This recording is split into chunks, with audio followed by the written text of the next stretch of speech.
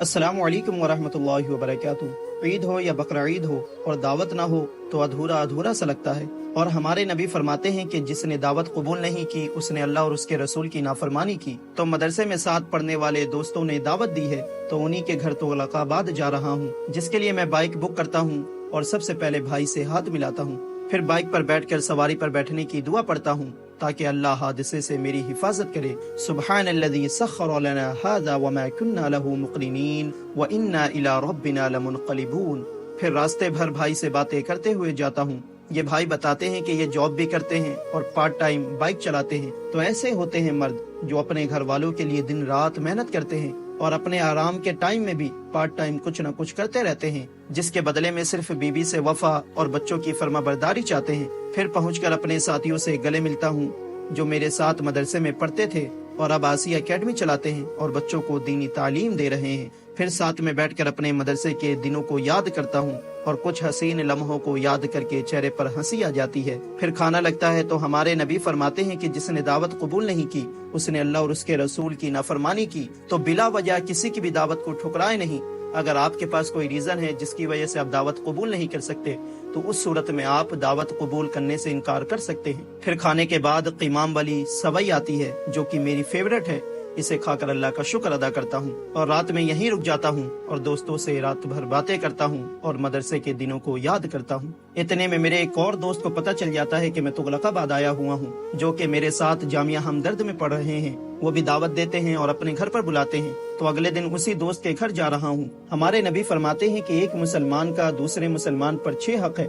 जब उससे मिलो तो सलाम करो, जब वो दावत करे तो कबूल करो, जब मशवरा ले तो अच्छी सलाह दो, जब छींके तो अल्हम्दुलिल्लाह कहो, जब बीमार हो तो उसकी इयादत करो और जब मर जाए तो उसके जनाजे के साथ रहो। तो दोस्त का फ्लैट दूसरी या तीसरी मंजिल पर है तो लिफ्ट से जाता हूँ और ऊपर जाते वक्त अल्लाहु अकबर कहता हूँ। फिर मिलकर सलाम दुआ करता हूँ। फिर मेहमान नवाजी के लिए इसराइली कोल्ड ड्रिंक पिलाने लाते हैं तो मैं मना कर देता हूँ। अगरचे दिल रखने के लिए पी सकता था, लेकिन जिस चीज से मैं लोगों को मना करता हूँ वही काम मैं खुद करूंगा तो ये अल्लाह को बिल्कुल भी पसंद नहीं। फिर मैं इन्हें इसराइली चीजों को खाने पीने से मना करता हूँ। तो दोस्त ऐसे बनाओ जो तुम्हें अल्लाह और रसूल के करीब कर दे, ना कि दूर, और तुम्हें बुराइयों से निकाल के अच्छाइयों की तरफ ले जाए। ऐसे दोस्त बनाओ। फिर ये प्यारी सी बच्ची मेरे चश्मे के साथ खेलती है तो मैं इससे इसका चिप्स लेने की कोशिश करता हूँ तो ये छीनने लग जाती है।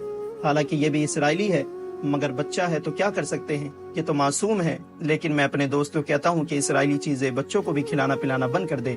फिर खाने पीने से फारिग होकर दोस्त का शुक्रिया अदा करके अलविदा होता हूँ और लिफ्ट के जरिए नीचे आता हूँ तो सुबहान अल्लाह कहता हूँ।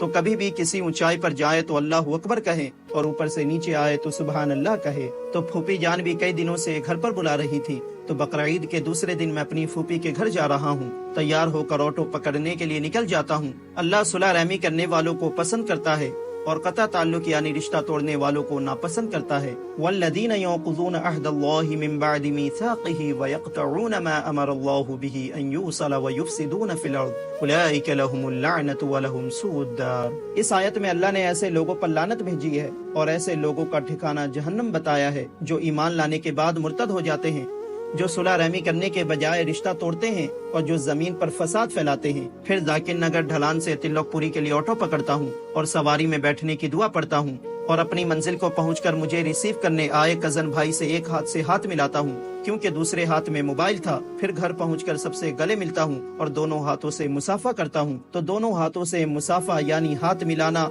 अफजल है और यही सुन्नत तरीका है, जिसे इमाम बुखारी ने अपनी किताब में बाबुल अख़ज़ बिल यदैनी के नाम से एक बाब कायम किया, यानी दोनों हाथों से मुसाफा करने का बाब। इस बाब में कुछ हदीसें बयान करके आपने ये साबित कर दिया कि 2 हाथों से मुसाफा करना सुन्नत और अफजल है, लेकिन एक हाथ से भी मुसाफा करना जायज है।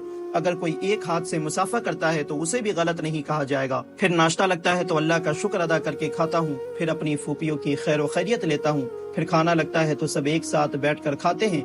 हमारे नबी फरमाते हैं कि एक साथ मिलजुल कर खाने से बरकत होती है। तो अल्लाह की नेमतों को खाता हूँ और अल्लाह का शुक्र अदा करता हूँ। अब कुछ लोग ये कहेंगे कि आप बेड पर क्यों खा रहे हैं, बेड पर खाना तो गलत है। तो मेरे प्यारे भाई और बहनों, बेड पर खाना जायज है। हालांकि ये सुन्नत तरीका तो नहीं है लेकिन ये जायज है, बेड पर खा सकते हैं। आपको ये व्लॉग कैसा लगा कमेंट करके जरूर बताएं।